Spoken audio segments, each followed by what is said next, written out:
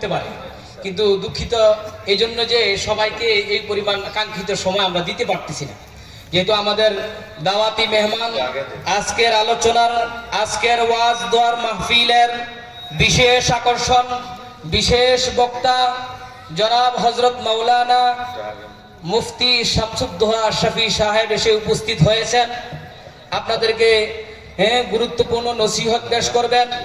আমি কাঁঠালতলী জনকল্যাণ ও প্রগতি যুব সংসদের যে সমস্ত ভাইরা আছেন, এলাকাবাসী যে সমস্ত মুরব্বিয়ানে কেরামরা, যুবক ভাইরা আছেন, আমি আপনাদেরকে অনেককে দেখে আসছি। আমি এখনো চার দোকানে আছেন, অনেকে দোকানপাটে ঘোরাফেরা করছেন, বাসায় এখনো বসে আছেন, তাই এখনো বক্তারা আসে নাই।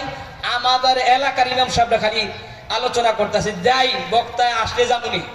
হ্যাঁ, আস্তে আস্তে শীতের দিন তো ল্যাপ নিয়ে শুইছে, আরাম লেগে গেছে, আর এখানে আলোচনা শুনতে আসবো না।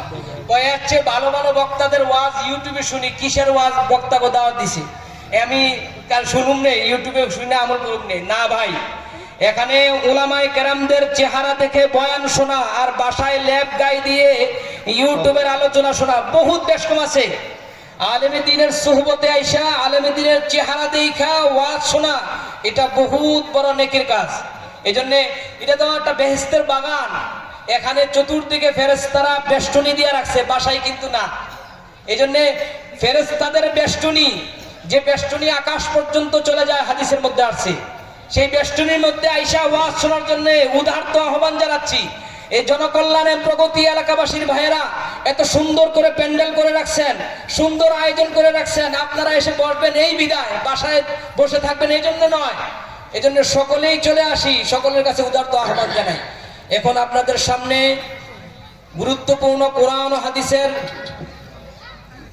ও হাদিস থেকে তথ্যবহুল আলোচনা নিয়ে আসছেন আমাদের আজকে এই বয়ানের ওয়াজ দোয়ার মাহফিলের বিশেষ বক্তা, বিশেষ আকর্ষণ জনাব হযরত মাওলানা মুফতি শামসুদ্দোহা আশরাফী সাহেব।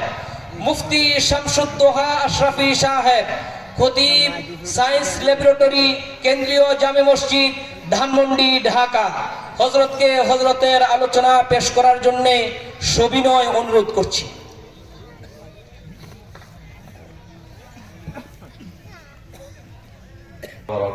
وعليكم السلام ورحمة الله وبركاته.